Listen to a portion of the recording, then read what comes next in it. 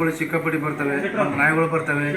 ಯಾವುದೇ ಥರ ಮತ್ತು ಪ್ರಾಣಿಗಳಿಗಾಗಲಿ ನಮಗಾಗಲಿ ಮತ್ತು ಮನುಷ್ಯರಿಗಾಗಲಿ ಗಾಡಿಗಳಿಗಾಗಲಿ ಅದಕ್ಕೆ ನೇರ ಹೊಣೆಗಾರರು ಅವರೇ ಆಗಿರ್ತಾರೆ, ದನದ ಮಾಲೀಕರು. ಮತ್ತು ಈಗ ನಾಯಿಗಳದ್ದು ಹೊಡೆದಿದ್ದೇವೆ ನಾವು.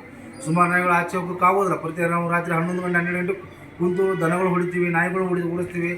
ರಾತ್ರಿ 12 ಗಂಟೆವರೆಗೂ ಕೂತು ದನ ಓಡಿಸ್ತಾ ಇರ್ತೀವಿ. ಆದರೂ ದನ ಬಂದು ಮಳೆಗೆ ಬಂದಾಗ ಮತ್ತೆ ಬಸ್ ಸ್ಟ್ಯಾಂಡೇ ಮಲಗ್ತವೆ.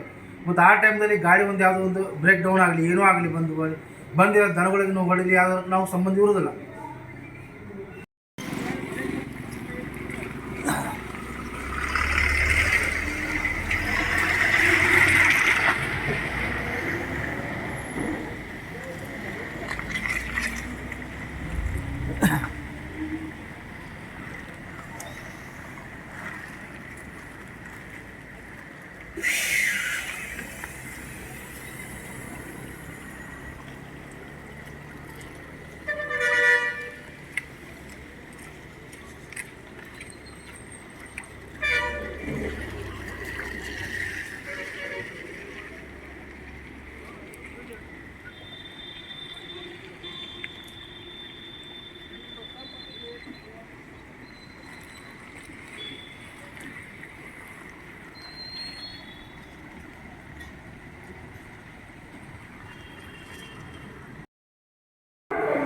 ದನದ ವಿಷಯ ಮುನ್ಸಿಪಾಲಿಟಿ ತಿಳಿಸಿದ್ದೀವಿ, ಮತ್ತು ನಾಯಿಗಳದ್ದು ತಿಳಿಸಿದ್ದೀವಿ.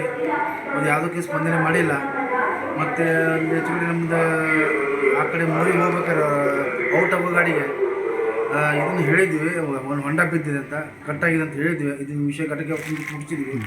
ಇದನ್ನೆಲ್ಲ ಮಾಡಿ ಸರಿ ಮಾಡಿಸೋಣ ಅಂತ ಹೇಳಿದ್ದಾರೆ. ಘಟಕ ವ್ಯವಸ್ಥೆ ಮೂಲಕ ಈ ವಿಷಯನ ಪ್ರಸ್ತಾಪ ಮಾಡಿದ್ದಾರೆ. ಅವ್ರಿಗೆ ತೋರಿಸಿದ್ದೀವಿ, ಅವರು ಸರಿ ಮಾಡೋಣ ಅಂತ ಹೇಳಿದ್ದಾರೆ.